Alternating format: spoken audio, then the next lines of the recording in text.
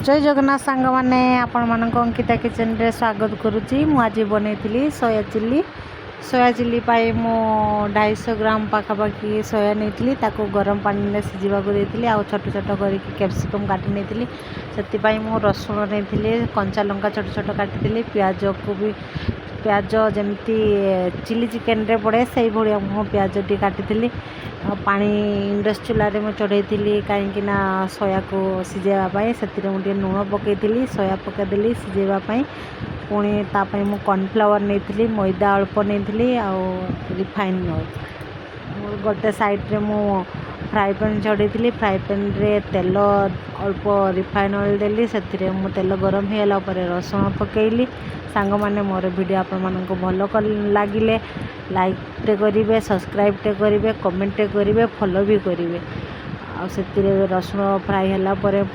प्याज काटिक जो रखी भाजिली सी लाल अल्प हल्का टिके भाजिला कैप्सिकम पकईली कैप्सिकम भाजिला मुझे स्वाद अनुसार लुण देली कहीं सोयारे भी लुण देती पुणी छोट छोट कंचा लंका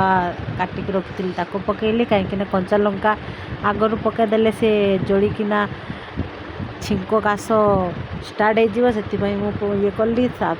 मोर सोया तो सिझी जाइला सोयार पानी बाहर करदेली से मैदा देली मैदा देला से मु कॉर्नफ्लावर मिसेली अल्प सोया सॉस देली से स्वाद अनुसार अल्प लुण देली आउ गोलमरीच गुंड देली अल्प पानी देली भल किना मैरिनेट कर आपण मैंने चाहिए से चिली सॉस भी दे पारिबे मु चिली सॉस दे नथिली पुणी मु गोटे छोट कढ़ाईटे चढ़ेली कढ़ाई रे मु तेल रिफाइन ऑयल देली रिफाइन ऑयल गरम होला परे सोया को मु फ्राई कर आपण मैंने चाहिए या सटे करी भी बनै पारिबे सोया चिल्ली मु तेल रे फ्राई करथिली देखंतु मोर केमती सोयार कलर ब्राउन कलर हो गला से मु पुणी ताको छाणी आनली तेलरू जो मसलाटे मु फ्राई पैन रे रेडी कर रखी से देदेली फ्राई पैन ले से टमाटो सॉस टे देली आउ सोया सॉस देली। सांग माने मोर वीडियो आपण मानक केमती लगे आपण कौ जगार मोर वीडियो देखुंत मत कमेंट करेंगे आ मत सपोर्ट भी करेंगे आपण मानक सपोर्ट ही आम मानक पई बहुत बड़ दान और से मु सोया सॉस देला पर टमाटो सॉस देली से मु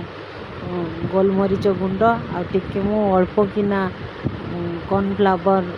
पानी करिकिना देली पुणी सोया जो छाणिकिना रखी से मु मिसैली देखंतु मोर सोया चिल्ली रेडी हो गला बहुत भल यार टेस्ट आसला आपण मैंने देखंतु सोया चिल्ली मु तो एमती बनाए आपण मैंने केमती बनाती मत कमेंट रे कहिबे। रहिली जय जगन्नाथ।